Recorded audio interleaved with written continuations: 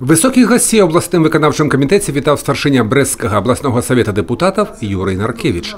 Размова шла об необходимости захоўвання гістарычнай памяти двух народов и аспектах социально-экономичного развития на сучасным этапе, тем больше, что прапанов з абодвух бакоў у розных галінах экономики на сёння даволі шмат.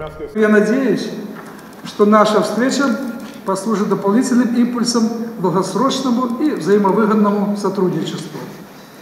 Мы осуществляем торгово-экономическое сотрудничество более чем со 100 странами мира. За 2017 год внешнеторговый оборот региона составил 3,9 миллиарда долларов США. За январь-июль 2018 года товарооборот Брестской области и Республики Армения составил более 1,7 миллиона долларов США, что на 35% больше, чем за аналогичный период 2017 года. Брестский регион – это крупный индустриальный центр, очень сильным сельским хозяйством, поэтому ту тему, которую мы обсуждали в прошлом году в Армении, и когда мы рассуждали в том числе о животноводческих фермах, о семеноводстве и все остальное, не надо никуда больше ехать, это все есть в Бресте. Это самый высокий уровень, самая высокая планка развития вот этих отраслей.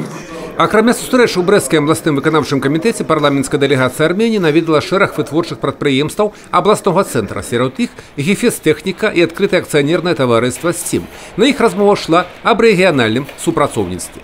Надо, чтобы регионы между собой взаимодействовали. Мы как парламентарии должны сделать все возможное, чтобы руководители регионов, представители регионов уже на региональном уровне взаимодействовали. Потому что без взаимодействия и без тесного взаимодействия регионов невозможно межгосударственное естественное взаимодействие. И Брест в этом смысле имеет очень важную роль.